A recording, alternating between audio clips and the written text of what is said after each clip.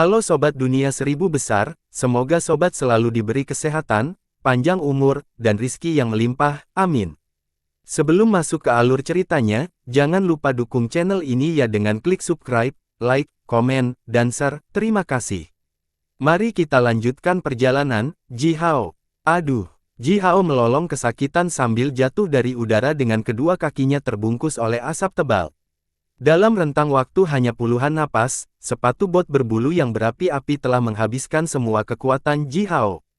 Titik akupuntur magus dan meridiannya sekarang benar-benar kosong. Sama seperti lubang hitam, rasanya seperti meridian dan magus acupoints-nya akan menyedot tulang dan dagingnya. Bulu gagak yang berapi-api naik dari asap satu demi satu, lalu bergabung dengan cepat lagi dengan betis Ji Hao dalam bentuk tato. Kaki dan betis Ji Hao terbakar merah, dengan gelombang udara panas naik dari kulitnya.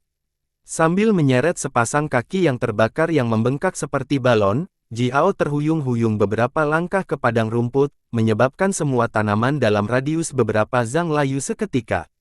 Crow juga kehabisan kekuasaan. Mata kecilnya yang manik-manik tertuju dengan cemas di kaki Ji Hao. Sepatu bot berbulu yang berapi-api adalah harta sihir warisan yang dimiliki oleh Divine Magus.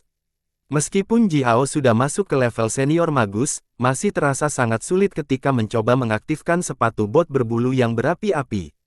Dengan semua mercrow dan kekuatannya digabungkan, dia telah berhasil mempertahankan masa aktif sepatu bot berbulu yang berapi-api hanya untuk rentang puluhan napas. Selain itu, jumlah kekuatan yang berhasil dia aktifkan kurang dari 1% dari kekuatan sebenarnya harta sihir ini. Bahkan jika demikian, Ji Hao telah melarikan diri 3000 mil jauhnya dalam rentang puluhan napas ini, bahkan Ji Hao sangat terkejut dengan kecepatan yang luar biasa. Benar-benar di luar kendali Ji Hao, sepatu bot berbulu yang berapi-api secara otomatis membawa Ji Hao sejauh ini. Namun, selain menguras kekuatan Ji Hao dan mercrow, harta karun yang kuat ini hampir membakar kaki Ji Hao. Ji Hao buru-buru menggosok kedua tangannya dan mengaktifkan kekuatan Golden Dawn-nya, diikuti dengan kabut air samar berkumpul dengan cepat ke arahnya dari segala arah. Tidak lama setelah itu, awan gelap besar dengan radius lebih dari 10 zang telah terbentuk di atas kepala Ji Hao. Tetesan hujan dingin jatuh dari awan gelap, mengguyur betis dan kaki Ji Hao. Seiring dengan suara mendesis, kaki dan betisnya yang merah dan bengkak berangsur-angsur pulih kembali normal, sambil mengeluarkan awan uap.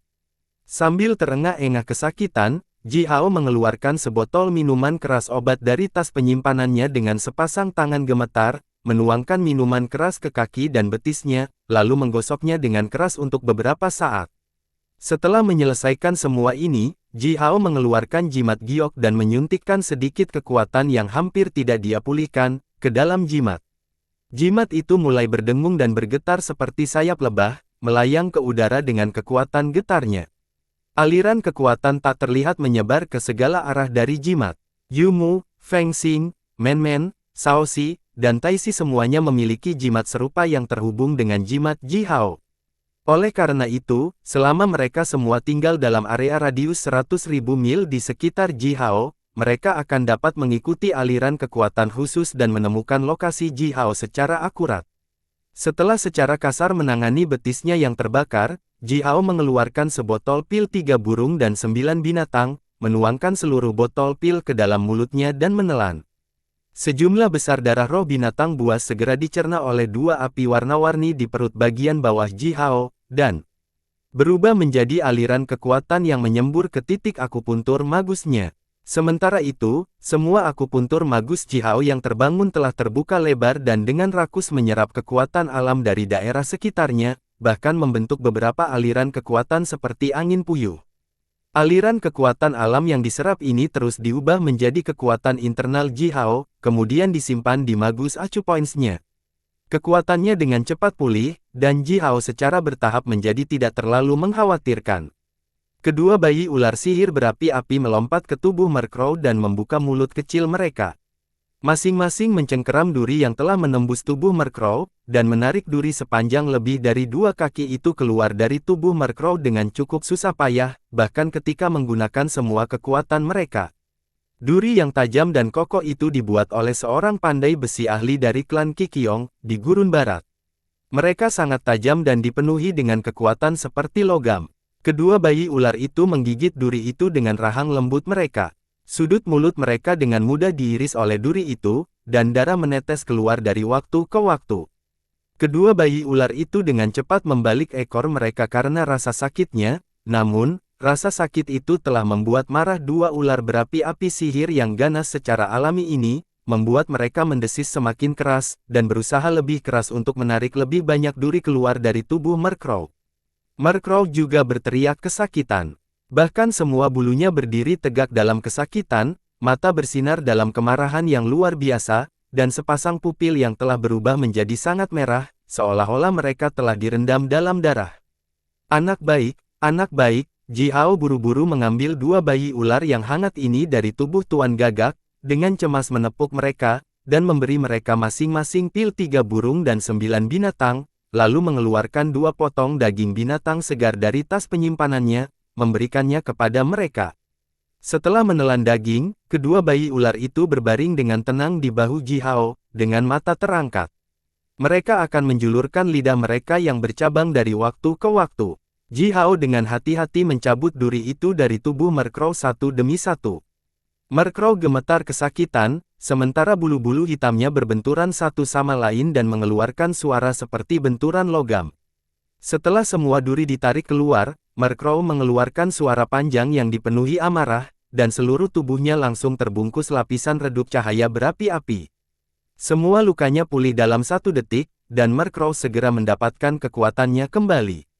Sialan, Meng Hao, untuk membujuk dirinya dengan Gong Gong Wuyu, dia sebenarnya telah melancarkan serangan mematikan pada kita. Ji Hao menggeram dalam-dalam sambil memberi makan pil Murkrow. Murkrow, kita harus membuat Meng Hao membayar untuk ini. Sesegera mungkin. Setelah setengah jam, Men-Men membawa sepasang palunya dan bergegas. Di belakangnya, Shaoxi menyeret Taixi, dengan cara yang sama seseorang akan menyeret mayat dan berjalan juga. Melihat Ji Hao dan Murkrow, Men-Men segera menjatuhkan palunya dan bergegas ke Ji Hao, mengangkat Murkrow dari tanah dan berteriak, "Murkrow, kamu baik-baik saja, aku melihat Meng Hao menyerangmu. Aku pasti akan menghancurkan kepalanya." Taixi dengan malu-malu diseret ke Ji Hao oleh adik perempuannya yang berhubungan darah, terengah-engah sambil mengeluarkan tongkat tulangnya dan berteriak dengan marah, Ini belum berakhir. Ji Hao, mereka menjebak kami, mengklaim bahwa kami melarikan diri demi keselamatan kami sendiri, dan berusaha memeras keluarga Gunung Lai. Ini belum berakhir." Setengah jam kemudian, Yumu bergegas sambil berusaha keras untuk mengatur napas, dan dengan panci besarnya yang dibawa di kepalanya. Begitu dia melihat wajah Ji Hao, dia menjatuhkan panci dan memukul pantatnya dengan keras ke tanah, dan melolong. "Suci, kucing suci. Ji Hao, lain kali, lakukan saja, jangan lari sejauh ini, dan begitu cepat. Tuhan, kakiku, pinggangku, dan lemakku yang malang." Melihat Yumu, yang benar-benar maksimal, keringatnya bahkan menyembur keluar dari pori-porinya, Ji Hao tidak bisa menahan diri untuk tidak menggerakkan sudut mulutnya. "Yumu, meskipun kamu gemuk dan tidak pandai berlari, bagaimanapun juga kamu adalah penyihir senior, itunya sekitar 3.000 mil, tidak terlalu jauh," kata Ji Hao. Yumu langsung menunjukkan bagian putih matanya dan berteriak, "Kamu telah terbang sejauh 3.000 mil. Wah, kami harus berlari di tanah, tidak bisa begitu saja memotong garis lurus di tanah dan terbang seperti Anda. Saya telah berlari setidaknya 5.000 mil. Ji Hao berhenti, batuk dan buru-buru mengubah topik pembicaraan, bertanya, "Di mana Feng Xing?" Yumu melambaikan tangannya, menjawab sambil terengah-engah, "Feng Xing paling baik dalam pengamatan dan pelacakan, dia tetap di sana, mengawasi Meng Hao. Begitu kamu melarikan diri, Meng Hao diseret ke desa baru klan Gunung Rong oleh Pangeran Wu Yu dan Pangeran Su, akan ada masalah." Wajah Ji Hao menjadi gelap tepat setelah dia mendengar kata-kata Yumu. Jika Pangeran Wu Yu dan Pangeran Su memaksa Meng Hao untuk kembali ke Istana Magi dan menjebak Ji Hao dan rekan satu timnya, Ji Hao dan rekan satu timnya tidak akan bisa keluar dari tuduhan ini dengan mudah. Dilihat dari gaya akting Meng Hao, dia bahkan tidak perlu dipaksa untuk melakukan apapun, selama Pangeran Wu Yu bersedia memberinya sedikit keuntungan, dia akan melanggar semua aturan tanpa ragu-ragu dan menempatkan semua tuduhan palsu di kepala Ji Hao dan rekan satu timnya. Mengambil napas dalam-dalam, Ji Hao merasa kaki dan kakinya telah pulih kembali normal, dan kekuatannya telah dipulihkan menjadi 30%. Dia melompat dari tanah sambil berteriak keras, kita tidak bisa membiarkannya kembali ke Istana Magi hidup-hidup, hubungi Feng Xing, tangkap dia dalam perjalanan kembali. Yumu sedikit terkejut, buru-buru bertanya, apa? Meskipun dia, tapi, bagaimanapun juga dia masih di akun Istana Magi. Ji Hao memandang Yumu dan berkata dengan serius, jadi apa? Dia memang di akun Istana Majus, tetapi dia telah berusaha membunuh kita. Berani membunuhnya. Yumu berhenti sejenak, lalu asap beracun hijau pekat tiba-tiba naik dari tubuhnya seperti air yang menderu saat air pasang, sementara matanya mulai bersinar seperti binatang buas yang marah. Larut malam, langit ditutupi oleh lapisan awan yang tebal dan hutan diselimuti oleh kegelapan. Hanya dari beberapa celah awan yang dipilih, cahaya bintang mengalir seperti aliran air langsung ke tanah primitif ini dalam bentuk kolom cahaya warna-warni. Angin bertiup melintasi padang rumput. Tiba-tiba, raungan binatang buas yang dalam namun menakutkan keluar dari padang rumput yang tinggi dan lebat, lalu segera menyebar bersama dengan aroma darah.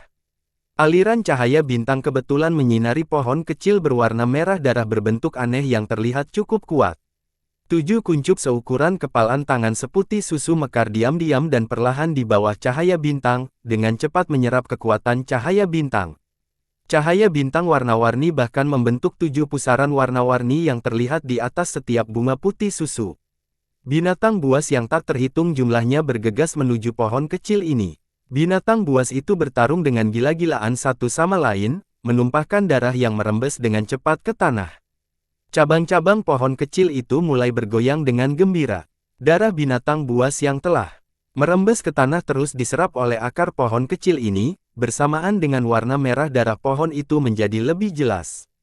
7 kuncup putih susu mulai bersinar lebih cerah dan lebih cerah, memancarkan aroma manis yang menyenangkan yang semakin memikat. Binatang buas itu, yang telah berjuang untuk tunas ini, tumbuh semakin gila. Seekor elang raksasa terbang diam-diam melintasi langit, sementara sayapnya menyemburkan awan besar asap hitam. Meng Ao berdiri di punggung elang, menggertakkan giginya dan berteriak ke udara, mereka tidak bisa menyalahkanku untuk ini, anak-anak bodoh itu mendorong diri mereka ke dalam situasi ini.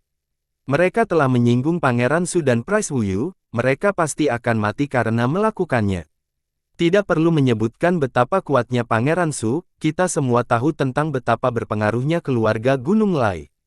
Adapun Pangeran Wuyu, dia saat ini telah menggantikan Dewa Air, Gong Gong, memegang semua jenis kekuatan dan hak yang telah menjadi milik Dewa Air. Di kota Puban, setiap orang yang berasal dari Gurun Utara harus mengikuti setiap kata-katanya.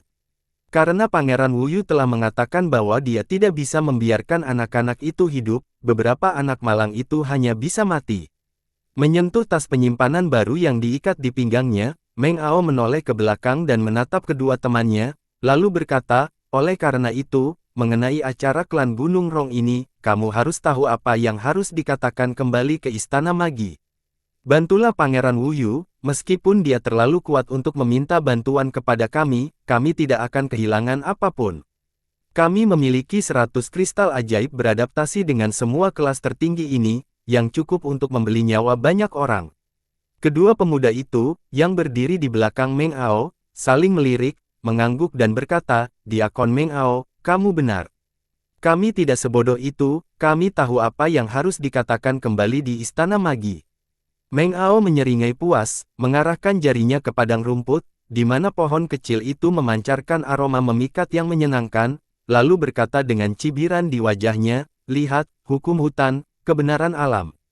Hewan-hewan lemah itu semua akan mati, memelihara pohon yang tumbuh roh ini dengan darah mereka, dan akhirnya, hanya 7 binatang yang paling kuat yang dapat mencicipi bunga-bunga indah itu, dan menumbuhkan roh dan kecerdasan.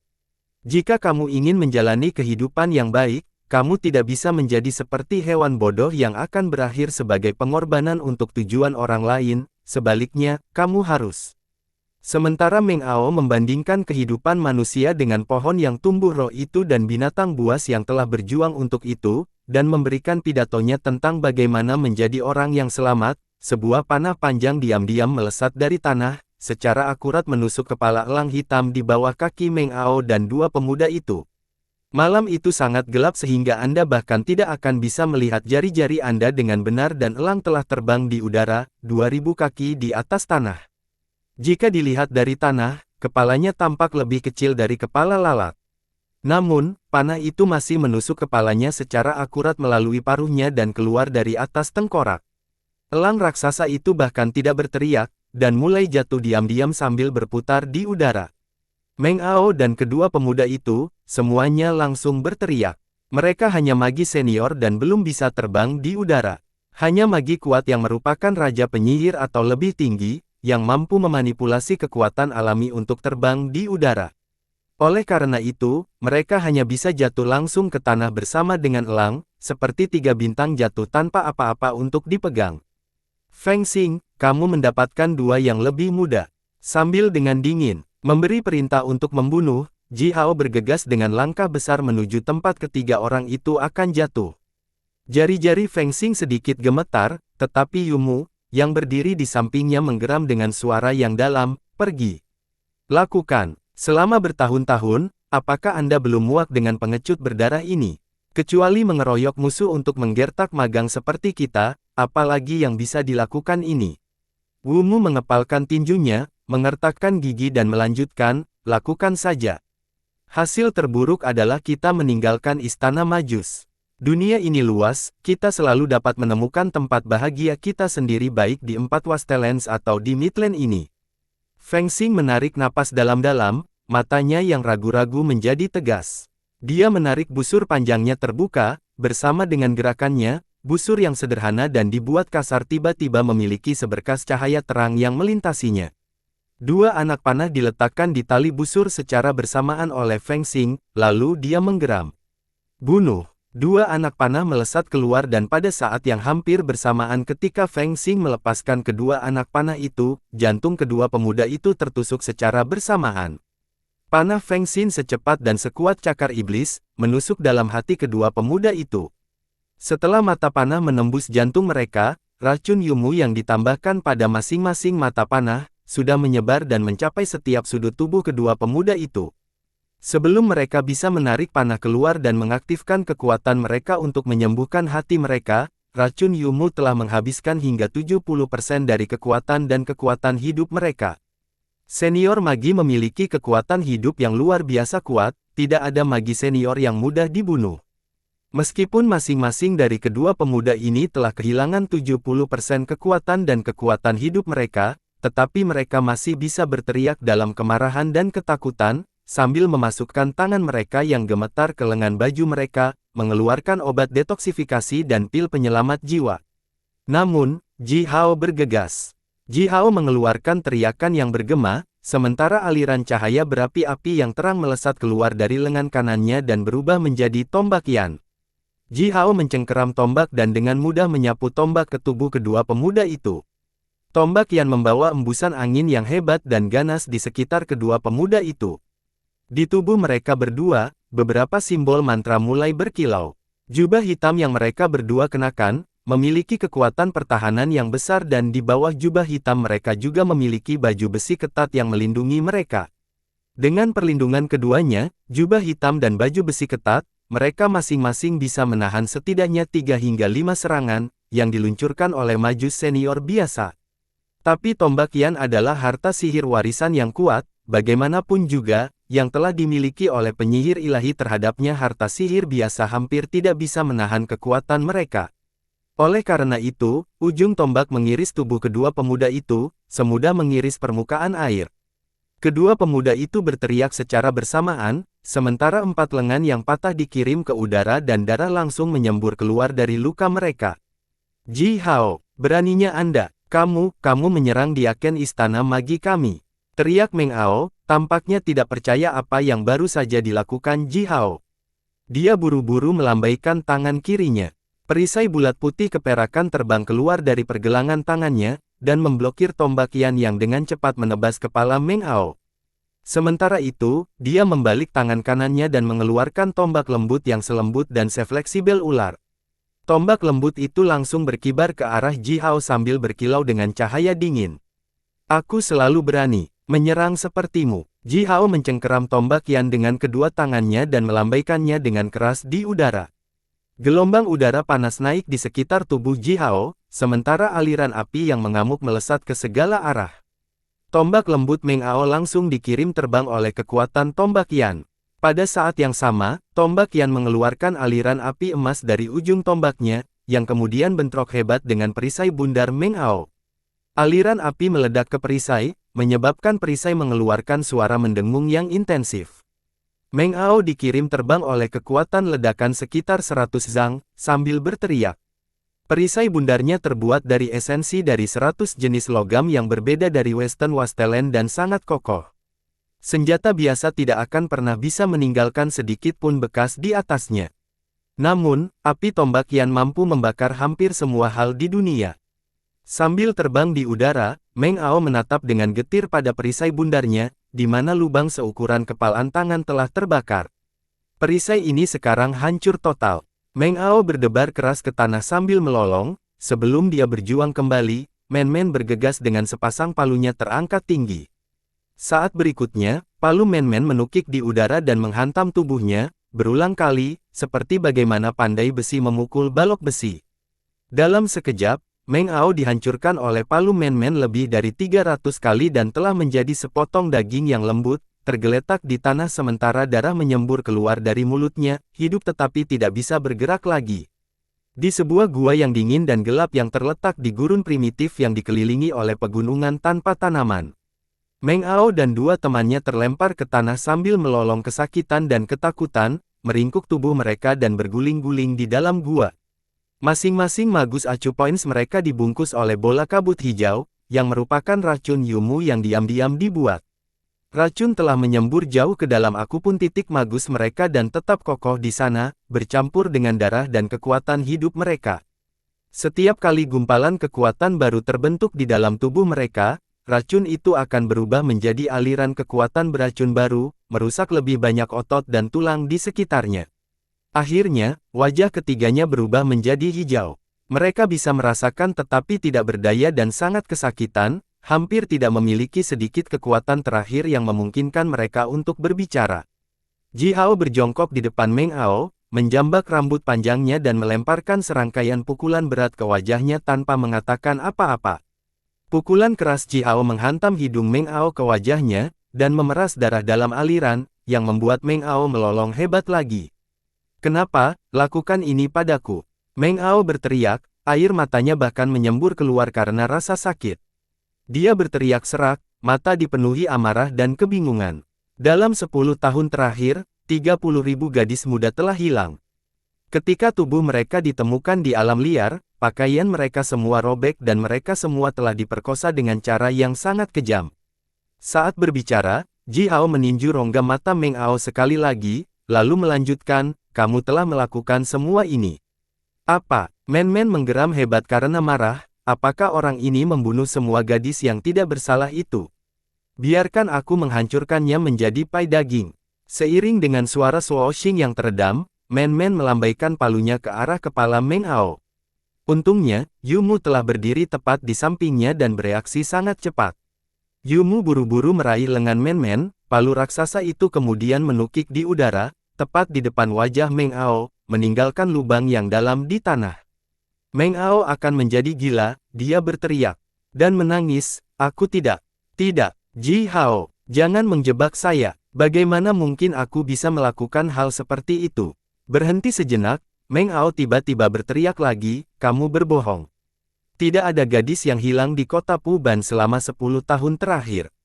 Ji Hao mengeluarkan belati hitam panjangnya, dengan cepat menusuknya ke kaki Meng Ao. Belati hitam ini pernah menjadi belati upacara pengorbanan dari klan Gagak Emas, oleh karena itu, secara otomatis mulai menghisap darah Meng Ao dengan rakus. Tidak lama setelah itu, seluruh kaki Meng Ao menjadi pucat. "Kami melihatnya, itu kamu. Kamu memperkosa dan membunuh semua gadis itu," kata Ji Hao dengan suara dingin. 30.000 gadis telah hilang di kota Puban, tetapi tidak ada yang pernah membicarakan hal ini. "Meng Ao, kamu cukup baik, bukan?" Tetua Istana Magi mana yang telah membantumu menyembunyikan kejahatanmu? Ditikam tanpa alasan dan kehilangan banyak darah, Meng Ao sekarang hanya bisa bergumam lemah dengan tatapan jahe dan pahit. Ji Hao, kamu harus masuk akal. Saya tidak melakukan itu, tidak ada yang seperti itu yang pernah terjadi di kota Puban. Saya tidak melakukan hal-hal seperti itu, saya tidak. Tapi kamu telah menyerang diakon Istana Majus, itu kejahatan besar. Ji Hao menjawab dengan nada yang sangat dingin, saya punya saksi, semua orang di sini telah melihat Anda melakukan semua hal itu. Jika Anda menginginkan lebih banyak saksi, saya dapat menemukan 10 juta saksi dari Southern Westland. Lebih dari 10 juta klan-klan gagak emas dapat menjadi saksi saya, bersaksi bahwa Anda telah menyiksa dan membunuh 30.000 gadis itu. Dia dengan mudah menamparkan wajah Meng Ao, bahkan setengah dari gigi Meng Ao dikirim keluar dari mulutnya karena tamparan ini. Ji Hao tetap dingin dan melanjutkan, jika Anda masih menginginkan lebih banyak saksi, saya dapat meminta Pangeran Zhurong Tonggong untuk bersaksi atas kejahatan Anda. Meng Ao sekarang hampir menjadi gila. Tubuhnya berkedut gila dan memantul di tanah seperti ikan yang putus asa. Tidak. Bagaimana anggota klan-klan gagak emas bisa bersaksi tentang ini? Mereka bahkan tidak ada di kota Puban. Anda, Ji Hao, mengapa ini ada hubungannya dengan Pangeran Zhurong? Zhurong Tonggong, dia adalah seorang pangeran, dari negara Tuhan, kamu. Meng Ao bahkan tidak bisa mengeluarkan kalimat yang lengkap dan logis, dia benar-benar dibuat gila oleh Ji Hao. Tidak bisakah klan-klan gagak emas bersaksi atas kejahatan Anda? Tapi, mengapa kamu mempercayai orang-orang klan Gunung Rong itu dan mengambil kata-kata mereka sebagai bukti? Karena Anda telah menjebak kami, saya hanya ingin Anda tahu apa rasanya dijebak oleh orang lain dan tidak mendapatkan kebenaran langsung. Ji Hao mencibir dan melanjutkan, potong saja omong kosong, beritahu kami apa yang dikatakan Pangeran Wu Yu dan yang disebut Pangeran Su kepadamu setelah mereka memanggilmu. Membengkokkan jarinya, tas penyimpanan kulit baru yang diikatkan di pinggang Meng Ao tiba-tiba dicengkeram oleh Ji Hao. Kemudian puluhan kristal magis seukuran kepala manusia yang beradaptasi dituangkan oleh Ji Hao, berdentang di tanah dan berguling-guling di sekitar kaki Ji Hao. Sialan, ini adalah kristal ajaib yang kami temukan di tambang itu. Feng Xing mengambil sepotong kristal dan menghancurkannya ke wajah Meng Ao dengan seluruh kekuatannya, sambil berteriak. Bagaimana Anda mendapatkan kristal ini? Apakah otak Wu Yu dan Su rusak sehingga mereka akan memberimu semua ini, tanpa alasan? Bola mata Meng Ao berputar dengan cepat di dalam rongga matanya, mencoba menemukan penjelasan yang masuk akal. Namun, Ji Hao tidak berencana memberinya kesempatan lagi untuk berbohong. Dia mengunci jari-jarinya dan mengeluarkan mantra, lalu menekan jarinya dengan keras ke tengah alis Meng Ao. Seketika, bahu Meng Ao mulai bergetar, Ji Hao hampir menghancurkan jiwanya berkeping-keping. Yumu, apakah kamu punya racun yang bisa membuatnya lebih sensitif? Maksud saya, misalnya, dengan racun semacam itu, jika saya memotongnya dengan belati saya, dia akan merasakan lebih banyak rasa sakit daripada biasanya ratusan, bahkan ribuan kali. Aku telah membaca tentang sesuatu seperti ini di Istana Magi, yang disebut racun penghancur jiwa 9 kematian, tetapi aku belum punya cukup waktu untuk merakanya. Yumu menyeringai sederhana dan jujur pada Ji Hao, lalu mengeluarkan sebotol racun dari lengan bajunya dan berkata, kebetulan aku punya sebotol itu. Saya juga telah menambahkan rumput 1000 semut, rumput kelabang, daun kalajengking darah, kelopak ular hitam, laba-laba putih, dan beberapa bahan beracun langka lainnya. Beri dia makan ini, maka kamu tidak perlu melakukan pekerjaan ekstra, dia akan memohon kematian. Feng Xing tanpa sadar melompat menjauh dari Yumu, mempelajari kepalanya dan berteriak pada Yumu, sialan. Gemuk berdarah, sangat kejam. Ji Hao dengan senang hati mengambil alih botol itu dan dengan mudah menuangkan setengah kecil dari botol itu ke dalam mulut Meng Ao. Tidak lama setelah itu, jeritan memilukan yang mengerikan keluar dari gua. Meng Ao tersentak cepat sambil berteriak. Di bawah kendali sihir penyerang jiwa Ji Hao, jiwa Meng Ao hampir terjepit patah. Tanpa ragu-ragu, Meng Ao meneriakkan semua yang diminta oleh Gong Gong Wu Yu dan Pangeran Su, secara rincin, dan dengan suara bernada tinggi. Seperti yang dipikirkan Ji Hao. Gong Gong Wuyu dan Pangeran Su pertama-tama mengancam Meng Ao dengan latar belakang keluarga mereka, lalu memberinya kristal ini. Meng Ao dengan mudah setuju untuk melakukan apa yang telah diperintahkan kepadanya, dan telah memberitahu Istana Magi tentang Ji Hao dan rekan satu timnya yang telah melarikan diri dengan aman ketika perkemahan diserang oleh binatang buas, kemudian berusaha memeras klan Gunung Rong untuk tambang kristal mereka yang baru ditemukan. Setelah ini, Gong Gong Wuyu dan Pangeran Su hanya perlu mendorong sedikit dengan kekuatan mereka sendiri dan Ji Hao dan rekan satu timnya, yang telah melakukan kejahatan serius yang begitu besar, tidak akan pernah bisa tinggal di Istana Magi untuk hari lain. Bahkan jika Si Wenming menjamin ketidakbersalahan mereka sendiri, Ji Hao dan rekan satu timnya masih akan diusir dari Istana Magi. Setelah Istana Magi akan mengusir mereka, dengan kekuatan dan latar belakang Gong Gong Wuyu dan Pangeran Su, mereka bisa secara acak mengirim beberapa pembunuh dan dengan mudah menghancurkan Ji Hao dan rekan satu timnya, lagi pula, mereka hanya beberapa anak. Rencana yang sempurna. Ji Hao melemparkan serangkaian pukulan lain ke wajah Meng Ao, lalu mengeluarkan sepotong kulit, memotong jari Meng Ao dan membuatnya menulis pengakuannya di potongan kulit itu secara detail. Ji Hao kemudian melakukan hal yang sama pada dua teman Meng Ao, mendapatkan 3 pengakuan secara total, lalu dia dengan hati-hati memasukkan 3 potong kulit itu ke dalam tas penyimpanannya. Sekarang, kami harus pergi ke kota Puban dan mencari orang yang kuat untuk mendukung kami. Tanpa pendukung yang kuat, masih tidak akan mudah bagi kita untuk keluar dari masalah ini, kata Ji Hao, setelah menghela nafas ringan. Kembali ke kota Puban, bintang-bintang bersinar terang di langit dan angin sepoi-sepoi membawa aroma bunga manis yang pekat. Dari ketinggian, suara nyanyian gadis-gadis muda datang bersama nada musik keperakan, terdengar seperti aliran air dan seperti suara hujan lembut, yang cukup murni dan bersih untuk membersihkan kotoran yang menumpuk di sekitar hati. Orang-orang, sebuah gunung terapung dengan radius beberapa mil, melayang perlahan di atas pasar Tensun.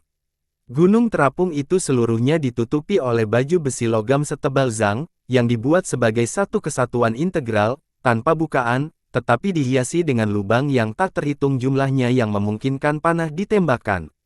Pada baju besi hitam seperti sisik kulit, simbol mantra seukuran telapak tangan yang tak terhitung jumlahnya berkilauan, seperti puluhan ribu kunang-kunang. Cahaya samar dari simbol-simbol mantra itu membuat baju besi hitam tampak sangat gelap, hujan di bawah cahaya bintang, perlahan-lahan melayang di udara, seperti iblis yang ganas.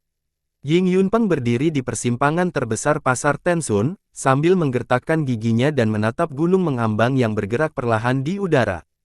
Ini adalah benteng pertempuran terapung, dibuat oleh seorang pengrajin ahli Istana Magi. Benteng terapung ini terbuat dari gunung terapung alami, di mana formasi sihir dan sihir boneka paling kuat dari Istana Magi telah ditambahkan.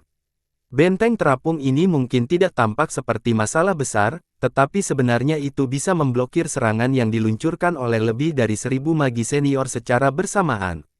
Sebelum kristal ajaib yang menyediakan energi untuk benteng terapung telah habis, bahkan Raja Magus pun tidak akan bisa menghancurkan benteng ini. Brengsek, Ying Yunpeng merasakan bola api marah akan meledak di dalam hatinya. Dia mengangkat kakinya dan ingin menginjak-injak tanah, tetapi dia segera menekan amarahnya dan meletakkan kakinya yang telah dia angkat untuk menginjak, dengan lembut jatuh ke tanah. Dia menahan amarahnya bukan karena dia takut dengan aturan yang ditetapkan oleh Istana Majus atau karena larangan yang dibuat oleh Raja Umat Manusia yang dengan tegas melarang siapapun untuk melanggar formasi geografis kota Puban, semua ini omong kosong baginya, tetapi dia takut merusak bangunan pasar 10 matahari secara tidak sengaja. Dengan kekuatan Ying Yunpeng, dia mungkin bisa menghancurkan setengah dari pasar Tensun menjadi beberapa bagian dengan satu stempel dan membunuh setidaknya 100.000 pelayan dan pelayan. Tapi apakah ada yang akan mengkompensasi dia atas kerugian itu? Tenang, damai, baik. Ying Yunpeng menarik napas panjang dan dalam, perlahan menyesuaikan aliran darah yang mendidih di dalam tubuhnya. Metode ini telah diajarkan kepadanya oleh seorang pria kuat misterius yang dia kenal. Setiap kali dia merasa marah atau cemas, mantra ini akan selalu membantunya untuk tenang dengan cepat. Darahnya yang mendidih berangsur-angsur mendingin, rambut-rambut yang berdiri tegak, jatuh kembali satu demi satu. Ying Yunpeng berjalan selangkah demi selangkah di jalan lebar yang diaspal dengan pasir lembut dan putih bersih sambil memegang tangannya di belakang punggungnya. Dengan wajah gelap dia masuk ke dalam kantor pusatnya yang telah didirikan di kota Puban oleh Negara 10 Matahari. Beberapa pria parubaya, yang wajahnya sama gelapnya dengan Ying Yunpeng, mengikuti di belakangnya. Semuanya basah kuyup dengan keringat dingin yang menetes ke tanah di sepanjang sudut jubah panjang mereka. Tetesan keringat menetes terus-menerus di tanah, meninggalkan noda yang terlihat jelas di lantai batu yang bersinar dan halus. "Jangan terlalu takut," kata Ying Yunpeng dengan nada hambar, "ini bukan tanggung jawabmu, tidak perlu terlalu panik." Sekelompok kecil pria itu menghela nafas lega dan wajah mereka yang tegang sedikit mengendur.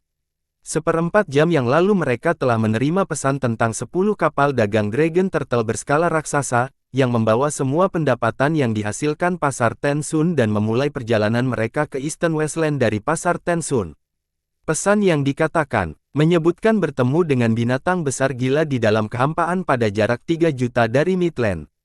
Ke-10 kapal dagang ditelan seluruhnya oleh binatang raksasa yang menakutkan dari kehampaan bersama dengan semua kristal berharga, koin giok dan kargo berharga lainnya yang dibawa di kapal dan semua staf yang bekerja di kapal-kapal itu. Hanya seorang raja penyihir, yang bertanggung jawab untuk mengawal kapal-kapal itu ke gurun timur, yang mampu mempertahankan kepala dan setengah kecil dari tubuh bagian atasnya. Raja penyihir ini berhasil kembali ke kota Puban dengan sihir pelarian darah, melaporkan kecelakaan dengan kekuatan terakhirnya, kemudian meninggal karena hancurnya jiwanya. Binatang kosong raksasa yang menakutkan seperti itu telah muncul kurang dari 3 juta mil jauhnya dari kota Puban dan berlari langsung ke armada kapal dagang Negara 10 Matahari. Ying Yunpeng tidak bisa menyalahkan siapapun kecuali nasib yang sangat buruk untuk ini. Ini mirip dengan ketika dalam duel antara dua pemanah, keduanya meluncurkan panah dari jarak 10 mil, tetapi alih-alih mencapai target yang dituju, panah-panah itu terbang dengan embusan angin kencang dan secara tidak sengaja membunuh seorang pria yang terlalu biasa untuk disebutkan dan sedang makan dengan gembira di rumahnya, pada jarak 30.000 mil jauhnya dari para pemanah. Hanya nasib buruk sebesar itu yang bisa menjelaskan apa yang terjadi pada Negara 10 Matahari kali ini. Berapa banyak yang telah kita hilangkan? Maksud saya, terlepas dari kargo yang terdaftar secara resmi itu, berapa banyak yang sebenarnya kami rugi? Ying Yunpeng berjalan ke aula, duduk, dan menatap beberapa pria parubaya dengan mata dingin. Beberapa pria ini, yang wajahnya yang tegang baru saja mengendur, langsung menghantamkan lutut mereka ke tanah. Setiap tahun pasar Tensun akan mengirim armada kapal dagang, yang membawa semua pendapatan yang dihasilkan oleh pasar selama setahun terakhir, kembali ke negara Tensun. Armada kapal dagang semacam ini tentu memiliki perlindungan yang tak tertandingi. Secara total, lebih dari 20 Raja Magus tingkat puncak dan ratusan Raja Magus tingkat rendah dikirim menemani armada ini. Selain itu, ke-10 kapal dibuat dengan teknik paling canggih yang tersedia di kota Puban.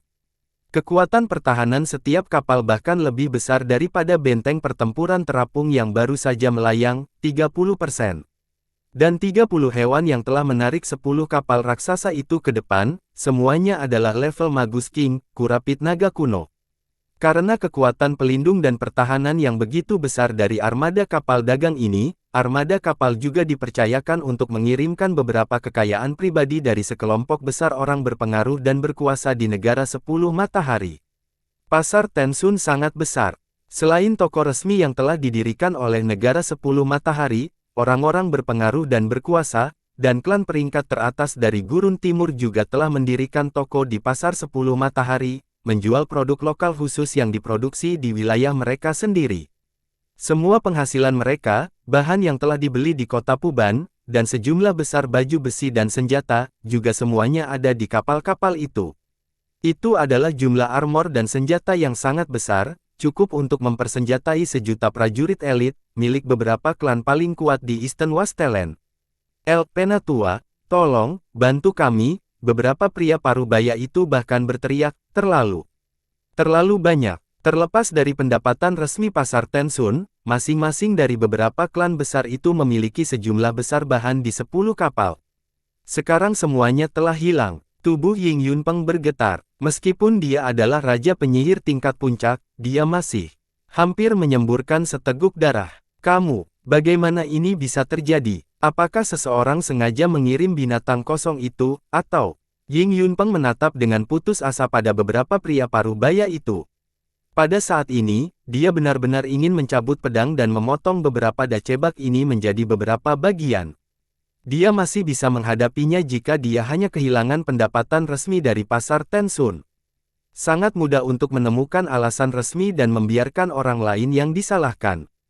Tapi semua kargo milik klan kuat itu semuanya telah hilang juga. Orang-orang itu tidak akan pernah menerima alasan atau penjelasan apapun, mereka juga tidak akan memaafkan Ying Yunpeng karena dia adalah seorang tetua istana magi.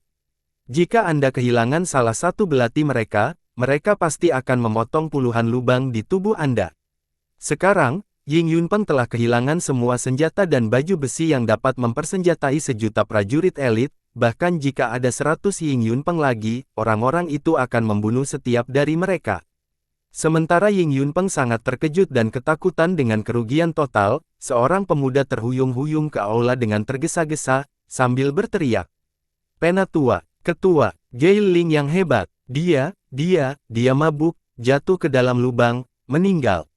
Mata Ying Yunpeng terbuka lebar, berhenti beberapa saat seperti boneka, lalu akhirnya menyemburkan seteguk darah, yang telah dia tahan, keluar. Ying Yunpeng membawa beberapa pria parubaya dan bergegas ke timur pasar-pasar 10 matahari secepat mungkin. Sungai jernih, yang terlihat jelas karena rerumputan yang mengambang di dalamnya, terbang dengan goyangan melintasi daerah pegunungan yang indah. Deretan bangunan kayu dan rumah batu dibangun di daerah ini. Tempat ini adalah bagian mewah dari pasar Tensun, Anda akan dapat menemukan wanita tercantik dan anggur lezat di tempat ini. Tentu saja, tempat ini juga dipenuhi dengan segala macam kemungkinan yang dapat merangsang keinginan paling primitif orang, mendorong mereka untuk menghabiskan koin dan energi mereka dengan mewah. Kegiatan semacam ini diletakkan di atas meja atau disembunyikan dalam kegelapan. Laba tahunan dari pasar timur kecil ini mewakili lebih dari 30% dari total keuntungan yang dihasilkan oleh pasar Tensun. Di bawah bukit kecil yang ditutupi oleh tanaman yang tumbuh subur, di saluran air yang dangkal, Great Gail Ling sedang berbaring, dengan senyum aneh dan membeku di wajahnya. Tubuhnya sekarang sedingin sepotong es, bahkan tidak ada satu gumpalan kekuatan hidup pun yang tersisa di dalam tubuhnya. Dia sudah lama meninggal. Beberapa magus pries tua berambut putih bersih berdiri di samping saluran air. Semua jenis serangga dan binatang buas skala kecil yang memiliki indera penciuman yang hebat bergerak cepat di sekitar tubuh mereka, mencoba menemukan kemungkinan jejak yang mungkin ditinggalkan oleh pembunuh yang telah membunuh Great Gail Ling. Beberapa magi senor, yang sangat pandai melacak dan membunuh, juga dengan hati-hati memeriksa saluran air dangkal dan tubuh Great Gail Ling, mencoba mencari tahu apakah Great Gail Ling telah mati secara alami atau dibunuh oleh orang lain. Oi, itu Great Gail Ling, pemanah muda paling berbakat dari klan Gail besar. Mati begitu saja, ya Tuhan, para tetua klan Gail besar itu akan sangat sedih dan frustrasi. Biasanya orang ini sangat angkuh dan sombong, tetapi selama beberapa hari terakhir dia tidak melakukan apa-apa selain terus-menerus minum di bar, di sini di pasar timur, untuk beberapa alasan yang tidak diketahui. Mungkinkah pacarnya meninggalkannya untuk pria lain dan dia tidak tahan, jadi memutuskan untuk menghabisi dirinya sendiri. Ribuan orang dengan senyum aneh berdiri di dekat saluran air yang dangkal atau jauh darinya, sambil melihat tubuh Great Gail Ling. Semua orang ini semuanya adalah tamu pasar timur, mereka berasal dari klan skala besar dari 4 Wastelands atau Midland dan semuanya adalah orang-orang kaya dan berkuasa. Tak satu pun dari orang-orang ini takut pada negara 10 matahari, oleh karena itu, mereka menyuarakan pikiran mereka dengan keras, sambil menunjuk ke mayat Great Gail Ling. Kota Puban adalah tempat yang damai. Itu adalah pusat politik seluruh dunia manusia dan dipenuhi dengan semua jenis orang majus yang kuat.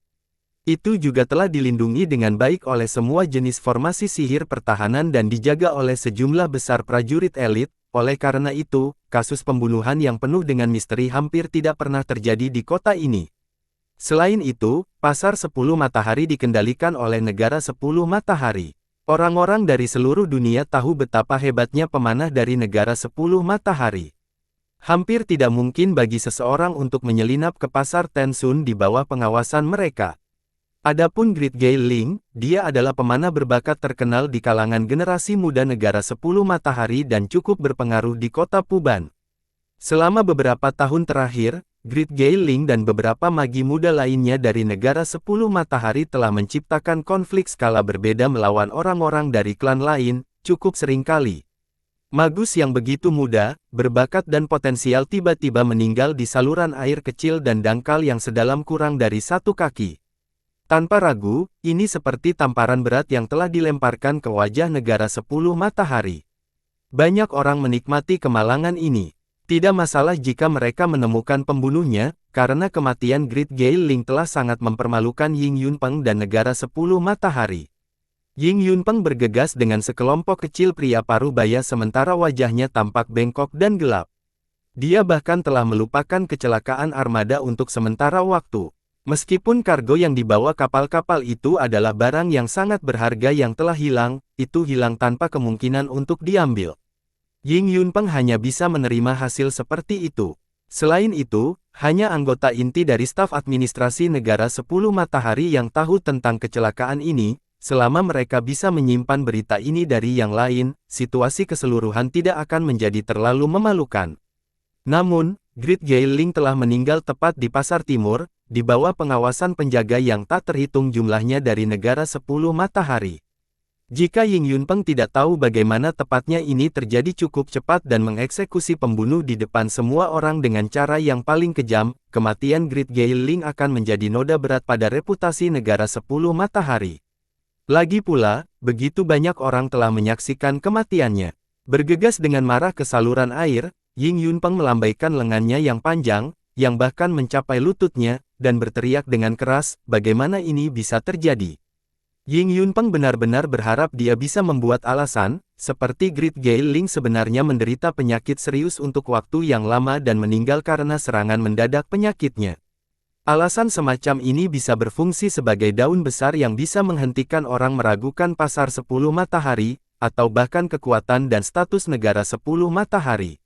Namun demikian, Grid Gay Ling adalah seorang penyihir senior, penyakit apa yang bisa diderita magi senior? Senior magi seperti monster yang tidak akan pernah dikalahkan oleh cuaca atau penyakit. Mereka memiliki kekuatan hidup yang luar biasa yang memungkinkan mereka memiliki ribuan tahun kehidupan. Jika seorang magus senior yang muda dan kuat tiba-tiba meninggal, dia pasti dibunuh oleh seseorang atau sesuatu, dan tidak mungkin mati karena sebab alami. Oleh karena itu, Ying Yunpeng bahkan tidak bisa menemukan alasan yang masuk akal. Ying Yunpeng hanya bisa berteriak dengan marah pada para magus Priest dan senior magus, dalam kemarahan dan rasa malu, mempertanyakan penyebab kematian Grid Gay Ling. Seorang magus Priest tua dengan cepat berjalan, membungkuk dengan sopan dan dalam-dalam kepada Ying Yunpeng dan berkata, Penatua Yunpeng, kami kira-kira tahu apa yang mungkin terjadi. Sekelompok orang berjalan ke arah Ying Yunpeng dan melapor kepadanya tentang apa yang telah mereka lihat atau dengar tentang Grid Gay Ling. Beberapa dari orang-orang ini adalah pelayan yang bekerja di bar, beberapa dari mereka adalah gadis-gadis yang telah menggoda Grid Gay Ling, beberapa dari mereka adalah prajurit dari klan lain, yang telah bertaruh beberapa putaran dengan Grid Gay Ling dan telah memenangkan ribuan koin giok darinya. Sejak Grid Gay Ling terluka oleh racun Yumu, dilepaskan oleh Shaoxi dan kembali ke pasar 10 Matahari, dia tidak melakukan apa-apa selain minum di bar.